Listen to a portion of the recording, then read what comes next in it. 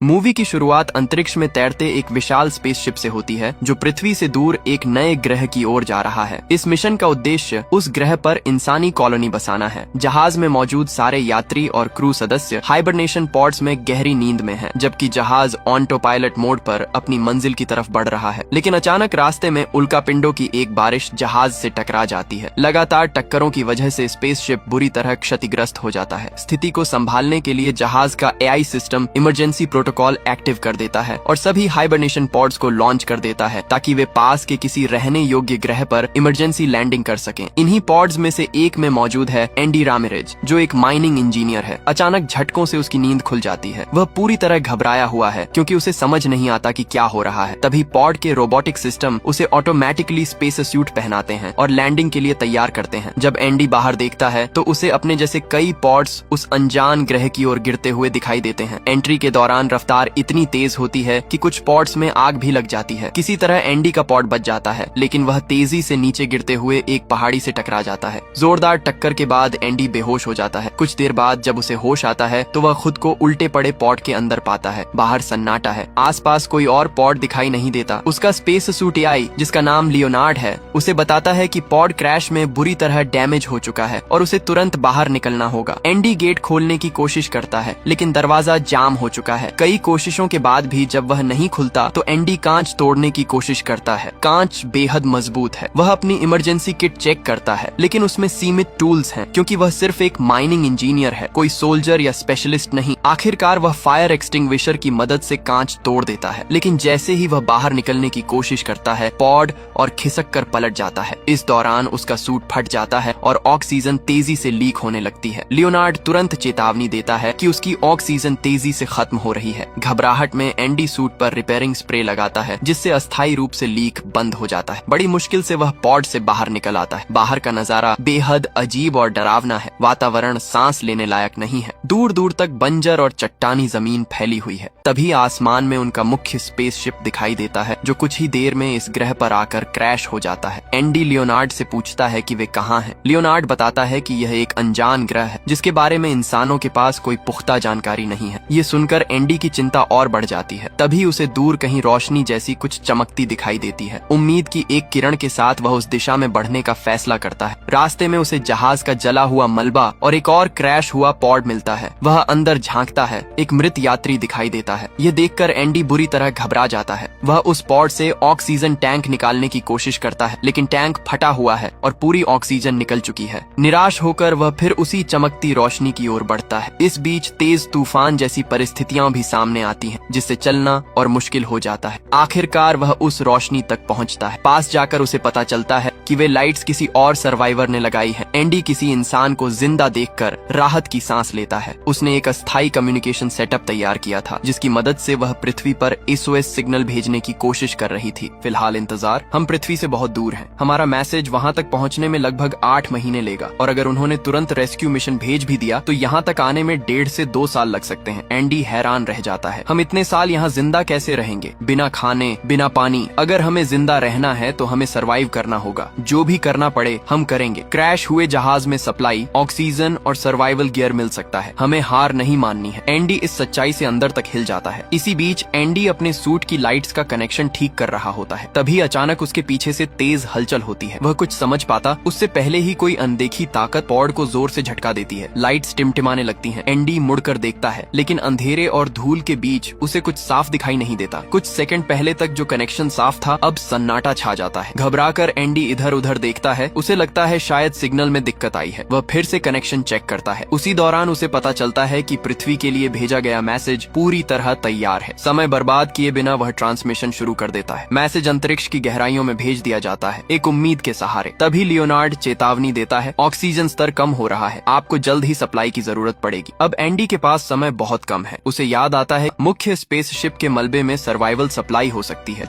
बेचैनी और डर के बावजूद उसे आगे बढ़ना ही होगा। वह फ्लेयर्स और कुछ उपकरण अपने साथ लेता है और जहाज के मलबे की ओर निकल पड़ता है। रास्ते में वह बाकी सर्वाइवर्स से संपर्क करने की कोशिश करता है, लेकिन हर चैनल पर सन्नाटा है, कोई जवाब नहीं। हताश होकर वह चिल्ला उठता है। इस अनजान खामोश ग्रह पर उसकी आवाज गूंजकर वापस लौट आती है और तभी उसके कम्युनिकेशन सिस्टम में हल्की सी आवाज सुनाई देती है, एक कमजोर लेकिन जिंदा आवाज। हेलो, क्या कोई मुझे सुन सकता है एंडी की सांस रुक जाती है। ये नाओमी थी। नाओमी की आवाज कांप रही थी। वह एंडी से कहती है, मुझे मदद की जरूरत है। मेरा पैर पॉड के मलबे में बुरी तरह फंसा हुआ है। मैं बाहर नहीं निकल पा रही। वह पूरी तरह अपने पॉड के अंदर कैद थी। दर्द और डर उसकी आवाज में साफ महसूस हो रहा था। प्लीज यहाँ आकर मेरी मदद करो, मैं अकेले नहीं निकल सकती। एंडी एक पल के लिए चुप हो जाता है। उसके मन में डर, जिम्मेदारी और असमंजस सब एक साथ उमड़ पड़ते हैं। नाओमी अपनी लोकेशन ट्रांसमिट करती है, लेकिन तभी लियोनार्ड चेतावनी देता है, ऑक्सीजन स्तर अत्यंत कम है। वर्तमान सप्लाई में उस लोकेशन तक पहुंचना जोखिम भरा है। लियोनार्ड सुझाव देता है कि एंडी पहले मुख्य जहाज के मलबे की ओर जाए, जहां उसे अतिरिक्त ऑक्सीजन और संसाधन मिल सकते हैं। एंडी भारी मन से नाओमी से कहता है, मेरे पास बहुत कम ऑक्सीजन है। अगर मैं अभी तुम्हारे पास आया तो शायद तुम्हें तो बचा लूं, लेकिन खुद जिंदा नहीं बच पाऊंगा। नाओमी हिम्मत नहीं हारती। वह तुरंत कहती है, मेरे पॉड में अतिरिक्त ऑक्सीजन टैंक है, तुम यहाँ तक पहुँच जाओ, फिर हम दोनों बच सकते हैं। प्लीज कोशिश करो। कुछ सेकंड की चुप्पी के बाद एंडी फैसला कर लेता है। वह उसकी लोकेशन की तरफ बढ़ना शुरू करता है। अब ग्रह पर अंधेरा फैल चुका है। चारों तरफ ठंडी हवाएं चल रही हैं। एंडी नाओमी से लगातार बात करते हुए आगे बढ़ रहा है ताकि दोनों का हौसला बना रहे, लेकिन चलते चलते एंडी को अजीब सा एहसास होने लगता है, जैसे कोई उसे देख रहा हो। वह तुरंत लियोनार्ड से आसपास स्कैन करने को कहता है। लियोनार्ड जवाब देता है, मेरे पास एडवांस्ड बायोलॉजिकल स्कैनिंग फीचर उपलब्ध नहीं है। नाओमी हल्के कटाक्ष में कहती है, कंपनी ने पैसे बचाने के लिए पुराना एआई इंस्टॉल किया है। उन्हें हमारी जान से ज्यादा बजट की चिंता थी। एंडी खुद को समझाता है कि शायद यह उसका वहम है, लेकिन कुछ कदम आगे बढ़ते ही उसे जमीन पर छोटे छोटे गोल छेद दिखाई देते हैं। जिज्ञासा में वह उनका पीछा करता है और अचानक एक बड़े गड्ढे के किनारे पहुंच जाता है। गड्ढे के अंदर अजीब सी जालीदार संरचनाएं थीं, जैसे किसी विशाल मकड़ी का जाल। एंडी के रोंगटे खड़े हो जाते हैं। वह धीरे से पीछे हटता है और नाओमी से कहता है, मुझे लगता है यहाँ कोई स्पाइडर जैसा एलियन हो सकता है। नाओमी उसे कहीं रुकने से मना करती है, चलते रहो, मत रुको। लेकिन अब अजीब आवाजें भी सुनाई देने लगती हैं। जमीन के नीचे से चारों ओर से हर तरफ जाली जैसी संरचनाएं फैली हुई हैं। अचानक उसके सामने से कुछ तेजी से भागता है। एंडी तुरंत अपनी सूट लाइट्स बंद कर देता है और चट्टानों के पीछे छुप जाता है। उसी समय नाओमी घबराई हुई आवाज में कहती है, मैं अपने सिस्टम में कुछ ट्रैकर्स देख पा रही हूँ। हमारी टीम के सदस्यों के ट्रैकर्स तुम्हारी ओर बढ़ रहे हैं। वह उनके सूट में लगे ट्रैकिंग चिप्स के जरिए लोकेशन देख पा रही थी। वे तुम्हारे बहुत पास हैं, लेकिन वे कोई रिस्पॉन्स नहीं दे रहे। एंडी को कुछ दिखाई नहीं दे रहा था। वह लियोनार्ड को उन ट्रैकर्स से लिंक करने को कहता है। लिंक होते ही पता चलता है कि वे सिग्नल उसके 100 मीटर के अंदर है। तभी नाओमी की आवाज अचानक बदल जाती है, भागो एंडी, वे जिंदा नहीं है। मतलब साफ था, वहाँ टीम के लोग नहीं, कुछ और था जो उनके सूट पहने हुए था। लेकिन डर के साथ साथ जिज्ञासा भी एंडी के अंदर जाग चुकी थी। वह अपनी फ्लेयर गन निकालता है और आसमान की ओर फायर करता है। लाल रोशनी पूरे इलाके को चमका देती है और उसी रोशनी में वह चीज दिखाई देती है, एक भयानक विशाल एलियन क्रिएचर, लंबे पैरों वाला, मकड़ी जैसा शरीर और इंसानी सूट के फटे हुए टुकड़े उसके जाल में फंसे हुए। एंडी की सांस अटक जाती है। उसे समझ आ जाता है यह प्राणी उनकी टीम के सदस्यों को मार चुका है और शायद खा भी चुका है। अगले ही पल वह पूरी ताकत से भागने लगता है। क्रिएचर भी बिजली की रफ्तार से उसका पीछा करता है। भागते भागते एंडी एक संकरी दरार में गिर जाता है। वह सोचता है कि शायद वह बच गया, लेकिन वह एलियन ऊपर से दरार में झांकता है और अपने लंबे पैरों से हमला करने की कोशिश करता है। एंडी किसी तरह खुद को छुड़ाकर फिर भागता है और अचानक पैर फिसलने से पहाड़ी से नीचे लुढ़क जाता है। वह सीधा बर्फ से ढकी ढलान पर गिरता है। बर्फ होने की वजह से उसकी जान तो बच जाती है, लेकिन वह बुरी तरह हिल चुका है। कुछ देर बाद जब वह संभलता है तो महसूस करता है फिलहाल उस एलियन से उसका पीछा छूट चुका है। पहाड़ी से गिरने के बाद अचानक लियोनार्ड की चेतावनी गूंजती है, ऑक्सीजन लीक डिटेक्टेड। एंडी तुरंत अपने सूट को चेक करता है। गिरने की वजह से उसके स्पेस सूट में फिर से कट लग गया था। ऑक्सीजन तेजी से बाहर निकल रही थी। घबराहट में वह अपना आखिरी रिपेयर स्प्रे इस्तेमाल करता है और किसी तरह सूट को सील कर देता है, लेकिन अब स्प्रे खत्म हो चुका था। मतलब साफ था, अगली बार सूट फटा तो बचने का कोई रास्ता नहीं। नाओमी चिंतित होकर पूछती है, क्या हुआ? एंडी उसे पूरे एलियन हमले के बारे में बताता है, जाले, मरे हुए लोग और वो भयानक प्राणी। जैसे ही वह बात खत्म करता है, अचानक कम्युनिकेशन चैनल पर एक और आवाज जुड़ती है, एंडी मेरी मदद करो। ये ड्वेन की आवाज थी। एंडी चौंक जाता है क्योंकि उसने खुद अपनी आंखों से ड्वेन को मारे जाते देखा था, लेकिन आवाज साफ थी और ड्वेन मदद के लिए चिल्ला रहा था। वह कह रहा था कि वह क्रिएचर से लड़ रहा है और उसे तुरंत मदद चाहिए। नाओमी भी सिग्नल देख पा रही थी। ट्रैकर के अनुसार ड्वेन की लोकेशन एंडी से ज्यादा दूर नहीं थी। एंडी हिचकिचाता है, डर अब भी उसके अंदर जिंदा है। मैं वापस नहीं जाऊंगा, मैंने देखा है वो क्या कर सकते हैं। नाओमी उसे समझाती है, अगर ड्वेन जिंदा है तो उसके पास अतिरिक्त ऑक्सीजन हो सकती है, तुम्हें उसकी जरूरत है। ऑक्सीजन की मजबूरी आखिरकार एंडी को मानने पर मजबूर कर देती है, लेकिन गिरने से उसका जीपीएस खराब हो चुका था। अब नाओमी अपने सिस्टम के जरिए उसे रास्ता गाइड करती है। एंडी धीरे धीरे उस लोकेशन की तरफ बढ़ता है। अचानक अंधेरे में एक फ्लेयर जलती है। लाल रोशनी के बीच ड्वेन खड़ा दिखाई देता है, घायल लेकिन जिंदा। एंडी उसे देखते ही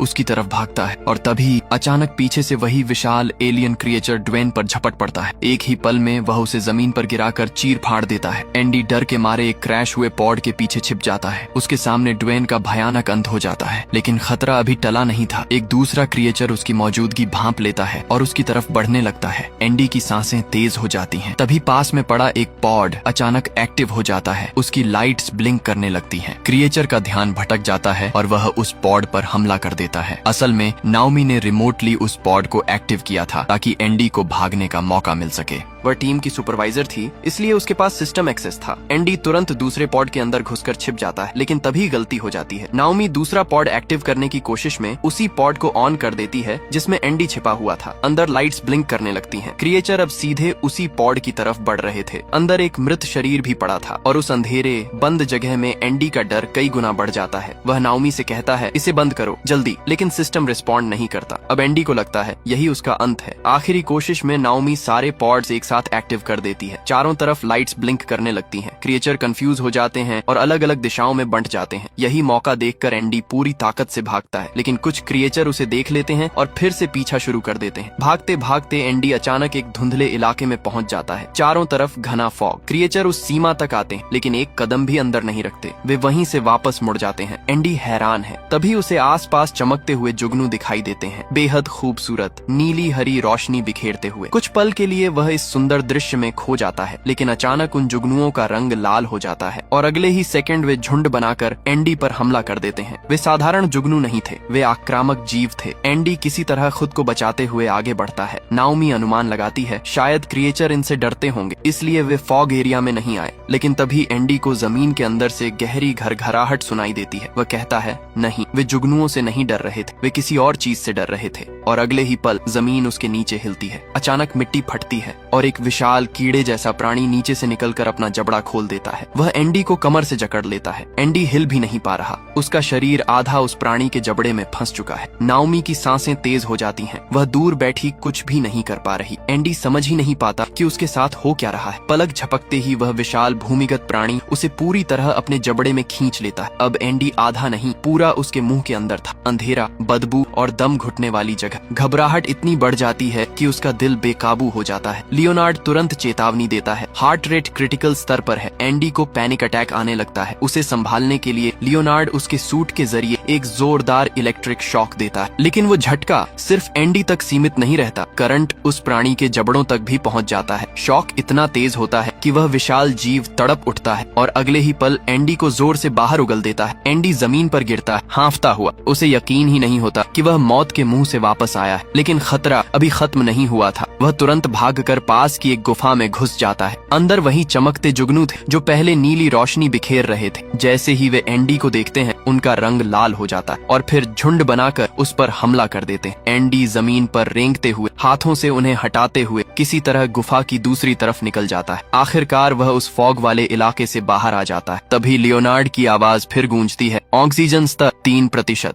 इतनी कम ऑक्सीजन में वह नाओमी तक नहीं पहुंच सकता। लियोनार्ड सलाह देता है कि वह पास के मुख्य जहाज के मलबे की ओर जाए। नाओमी भी कहती है, पहले खुद को बचा, लेकिन एंडी मना कर देता है। उसे पता है क्रिएचर लगातार पॉड्स पर हमला कर रहे हैं। अगर उसने देर की तो नाओमी नहीं बचेगी। वह अपनी बची खुची ताकत जुटाकर उसकी ओर दौड़ पड़ता है। रास्ते में उसकी ऑक्सीजन पूरी तरह खत्म हो जाती। अब वह सिर्फ सूट में बची थोड़ी सी प्रेशर सपोर्ट के भरोसे भाग रहा है। उसकी सांसें टूटने लगती हैं, नजर धुंधली पड़ने लगती है, लेकिन आखिरकार वह नाओमी के पॉड तक पहुंच जाता है। नाओमी तुरंत पॉड का दरवाजा खोलती है और उसके लिए अतिरिक्त ऑक्सीजन टैंक बाहर बढ़ा देती है। एंडी जैसे ही नया टैंक कनेक्ट करता है, उसे फिर से हवा मिलती है। वह राहत की लंबी सांस लेता है। अब बारी है नाओमी को बाहर निकालने की। उसका पैर मलबे में बुरी तरह फंसा हुआ था। एंडी पूरी ताकत लगाता है, लेकिन पैर हिलता तक नहीं। आखिरकार वह नाओमी की इमरजेंसी किट चेक करता है। उसमें प्रोफेशनल टूल्स थे जो उसे कभी दिए ही नहीं गए थे। दोनों राहत की सांस लेते हैं, लेकिन तभी उनकी नजर फर्श पर पड़े खून के निशानों पर जाती है। ऐसा लग रहा था कि किसी लाश को घसीट कर ले जाया गया हो। डर के बावजूद वे उन निशानों का पीछा करते हैं। आगे जाकर उन्हें इंसानी शरीर के टुकड़े और जाली दिखाई देती है। उन्हें समझ आ जाता है कि खतरा अभी खत्म नहीं हुआ। तभी एक क्रीचर वहां आ जाता है। दोनों तुरंत अपनी लाइट्स बंद कर छुप जाते हैं। क्रीचर आकर अपने पेट से इंसानी हड्डियां और हेलमेट बाहर निकालता है। उनमें से एक हेलमेट ड्वेन का था। ये देखकर दोनों कांप उठते हैं। कुछ देर बाद वह क्रीचर वहां से चला जाता है। मौका देखकर दोनों पीछे हटने लगते हैं। तभी एक और क्रीचर वहां आ जाता है। वह उन्हें तुरंत नहीं देखता, इसलिए वे चुपचाप पीछे हटते हैं। लेकिन एंडी से हल्की सी आवाज हो जाती है। क्रीचर उन्हें देख लेता है। दोनों भागकर पास के एक एयरलॉक में घुस जाते हैं और गेट लॉक कर देते हैं। बाहर क्रीचर गेट को तोड़ने लगता है। एंडी दूसरी तरफ वाले कार्गो बे के गेट को खोलने की कोशिश करता है, लेकिन नाओमी कहती है, हम फंस चुके हैं, ये गेट अंदर से नहीं खुलेगा, इसका कंट्रोल बाहर है, वहीं जहां वह क्रीचर खड़ा है। अब वे सचमुच फंस चुके थे। क्रीचर गेट को लगभग तोड़ ही देता है। दोनों समझ जाते हैं कि अब बचने का कोई रास्ता नहीं। वे बैठ जाते हैं, मौत का इंतजार करते हुए। इस आखिरी पल में एंडी अपनी फैमिली को याद करने लगता है। वह बताता है कि उसकी फैमिली कार एक्सीडेंट में मारी गई थी और वह खुद को उसका जिम्मेदार मानता है क्योंकि वह गाड़ी चला रहा था। नाओमी उसे कहती है, खुद को दोष देना बंद करो। अगर मैं आज जिंदा हूँ तो सिर्फ तुम्हारी वजह से। तुम एक अच्छे इंसान हो। दोनों भावुक होकर एक दूसरे को गले लगाते हैं, अलविदा कहते हैं। उसी समय नाओमी की नजर एंडी के सूट पर पड़ती है। उस पर जुगनुओं का एक छोटा झुंड चिपका हुआ था जो शायद गुफा से निकलते समय उसके साथ चिपक गया था। और तभी क्रीचर गेट तोड़कर अंदर घुस आता है। नाओमी बिना समय गंवाए एंडी के सूट से वे जुगनू पकड़कर उस क्रीचर के ऊपर फेंक देती है। जैसे ही नाओमी जुगनुओं का झुंड उस क्रीचर पर फेंकती है, वे तुरंत लाल होकर उस पर हमला करने लगते हैं। क्रीचर तड़पने लगता है और कुछ पल के लिए उसका ध्यान भटक जाता है। इसी मौके का फायदा उठाकर एंडी और नाओमी बाहर निकलते हैं और उस बटन को दबा देते हैं जिससे कार्गो बे का गेट खुल जाता है। दोनों तेजी से कार्गो बे की ओर भागते हैं, लेकिन वे आगे नहीं बढ़ पाते। वे ऊंचाई पर थे और नीचे कार्गो बे का हिस्सा था। पीछे से क्रीचर फिर संभल कर उनकी ओर आने लगता है। एंडी गेट बंद करने की कोशिश करता है ताकि क्रीचर अंदर न आ सके, लेकिन किसी वजह से गेट बंद नहीं होता। अगले ही पल वे दोनों और वह क्रीचर साथ में नीचे गिर जाते हैं। अब वह क्रीचर उनके ठीक सामने खड़ा था। उसी समय एंडी की नजर नाओमी के गिरे हुए सूट रिपेयरिंग स्प्रे पर पड़ती है। वह तुरंत उसे उठाकर क्रीचर के मुंह पर फेंक देता है। स्प्रे चिपकने वाला था और उसका जबड़ा कुछ पल के लिए सील हो जाता है। इसी का फायदा उठाकर दोनों फिर भागते हैं, लेकिन क्रीचर खुद को छुड़ाकर दोबारा उनके पीछे आ जाता है। भागते भागते एक जगह दोनों गिर जाते हैं। स्थिति बेहद खराब थी। तब नाओमी एंडी से कहती है, हमें इसे मारना ही होगा। मैं इसका ध्यान भटकाती हूँ, तुम इसे खत्म करने का तरीका ढूंढो। एंडी आसपास देखता है और उसे कुछ पॉड्स दिखाई देते हैं जो अब भी सही सलामत थे। उसके दिमाग में एक योजना बनती है। वह ऊपर चढ़कर सबसे ऊंचे पॉड तक पहुंचता है। उसका प्लान था उस पॉड को क्रीचर पर क्रैश करके उसे मार देना। वह नाओमी को अपना प्लान बताता है। इस बीच नाओमी क्रीचर से बचते हुए भाग रही थी। वह एंडी से कहती है कि कार्गो बे की सारी लाइट्स बंद कर दे क्योंकि क्रीचर अंधेरे में ठीक से नहीं देख पाता। अचानक क्रीचर नाओमी पर वार करता है और उसकी ओर बढ़ने लगता है। उसी समय एंडी सारी लाइट्स ऑफ कर देता है। अंधेरा छा जाता है। क्रीचर ठीक से देख नहीं पा रहा था, लेकिन फिर भी नाओमी की दिशा में बढ़ रहा था। नाओमी की नजर ऊपर रखे एक टूटे हुए बॉक्स पर पड़ती है। वह जल्दी से उसमें घुस जाती है और बाल बाल बचती है। उधर एंडी पॉड को स्टार्ट करने की कोशिश करता है, लेकिन पावर कट की वजह से वह चालू नहीं होता। वह पावर सिस्टम को दोबारा चालू करने का सोचता है, लेकिन लियोनार्ड बताता है कि इसमें 15 मिनट लग सकते हैं और उनके पास इतना समय नहीं था। तब सुझाव आता है, सूट की बैटरी से पॉड को डायरेक्ट पावर दी जा सकती है, लेकिन इसके लिए एंडी को पॉड के अंदर बैठना होगा। मतलब साफ था, उसे उसी पॉड में बैठकर उसे क्रीचर पर क्रैश करना होगा और इसमें उसकी जान भी जा सकती थी। एंडी बिना झिझक मान जाता है। वह पॉड के अंदर बैठता है, अपना सूट सिस्टम से कनेक्ट करता है। पॉड लॉन्च के लिए तैयार हो जाता है। उधर नाओमी ऊपर की लाइट्स ऑन करके क्रीचर को अपनी ओर खींचती है ताकि एंडी सही निशाना लगा सके। सही मौका देखते ही एंडी पॉड लॉन्च कर देता है। लॉन्च के उसी पल उसे अपनी फैमिली की याद आती है। वह कार एक्सीडेंट जिसमें उसने उन्हें खो दिया था। अगले ही सेकंड पॉड तेज रफ्तार से जाकर सीधे उस क्रीचर से टकराता है। भयानक धमाका होता है। क्रीचर वहीं खत्म हो जाता है। नाओमी दूर जाकर गिरती है। कुछ पल बाद वह उठती है और दौड़कर उस जगह पहुंचती है जहां पॉड क्रैश हुआ था। एंडी अब भी पॉड के अंदर था। वह उसे हिलाती है, लेकिन वह आंखें नहीं खोलता। नाओमी टूट जाती है। उसकी आंखों से आंसू बहने लगते हैं, लेकिन तभी एंडी धीरे धीरे अपनी आंखें खोलता है। वह सिर्फ बेहोश हुआ था। उसे जिंदा देखकर नाओमी की आंखों में राहत और खुशी दोनों आ जाती है। कुछ देर बाद वे दोनों जहाज के बाहर खड़े होते हैं। अब सुबह हो चुकी थी। एंडी कहता है, मैंने ड्वेन की बनाई मशीन से धरती पर मैसेज भेज दिया था। कुछ सालों में रेस्क्यू टीम यहाँ पहुंच जाएगी, तब तक हमें यहीं सर्वाइव करना होगा। दोनों एक दूसरे को देखते हैं, थके हुए लेकिन जिंदा। और इसी उम्मीद भरे सीन के साथ मूवी खत्म होती है। अगर आपको यह मूवी पसंद आई हो तो वीडियो को लाइक करें, चैनल को सब्सक्राइब करें और कमेंट में जरूर बताएं कि आपको ये कहानी कैसी लगी। हम मिलेंगे अगली किसी इंटरेस्टिंग मूवी के साथ। तब तक के लिए बाय बाय।